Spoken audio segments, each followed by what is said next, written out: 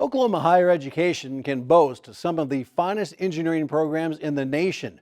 OU, OSU, TU, UCO, and others all produce top-notch graduates in a variety of engineering fields, and yet they're not keeping up with demand. Steve Shaw reports on what's being done to combat our state's shortage of engineers. When it opened 4 years ago, the Endeavor Engineering Lab at OSU was the first of its kind in the U.S. The technology and Endeavor's 72,000 square feet of space is a backdrop for some of the brightest young engineering minds in America. Senior Claire Irwin is a fine example. The degree program is really tough.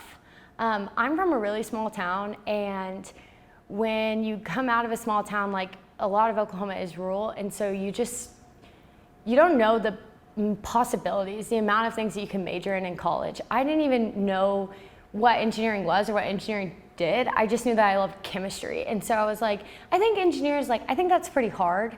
And I love school, so I was like, I think that's probably pretty hard, and I love chemistry, so I'm just going to combine them and see what happens. OSU College of Engineering, Architecture, and Technology Dean Paul Tucholsky says his faculty works with around 4,000 students each year.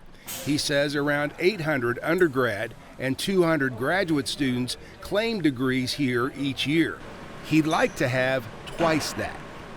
You know, we're only creating about less than 2,000 engineers a year in this state, and just to keep on the average, you'd have to create about 3,500 per year for our population. If you have a population of 4 million, you need to create a little less than 1% per year, and it's just we don't have enough kids who can do it. Identifying students with the talent to be engineers can start as early as elementary school. Identifying those kids is not up to just schools and to their teachers. We've got to push parents to accept that, you know, trying to keep the kid at home or something like this isn't really the best thing for them. It may make your family life a little easier to have them close to home, but the long-term opportunities for those kids in life, we're talking about kids who could be earning $80,000 to $100,000 a year at age 22. But there's just simply more work than can be done. Jared Stiggy is CEO of the venerable Guernsey Engineering in Oklahoma City. Guernsey began in a garage in Cherokee back in 1928. Stiggy says while they rely on their culture and life-work balance to attract talent, there are now a lot more horses in the race. With Tinker Air Force Base, there's just been so much addition of new jobs here in Oklahoma and Oklahoma City, and they tend to be on the higher tech jobs, and especially as everything is becoming more electronic and more automated. Typically we would compete with other architecture or engineering firms for engineers to work on our projects. Now we're competing with, Tinker itself employs a bunch of engineers. Then you have all the OEMs, Boeing, Pratt & Whitney, Northrop Grumman, that have offices right around the perimeter of Tinker. They also are requiring large numbers of engineers.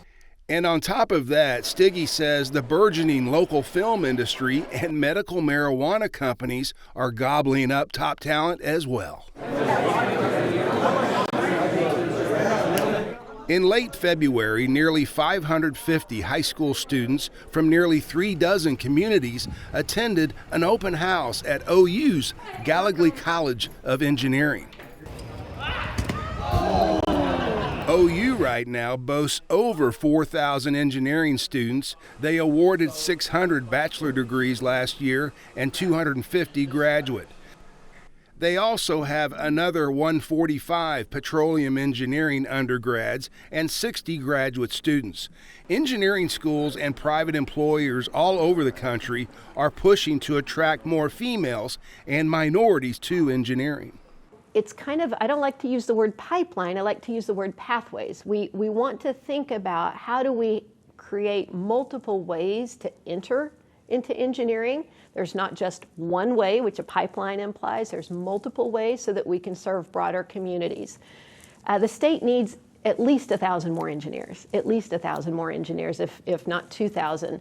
and that's in the very near term. And so we are working hard to grow our student body, our student population, and to be able to graduate more of the best prepared engineers for the state of Oklahoma. Steve Shaw, the Oklahoma News Report.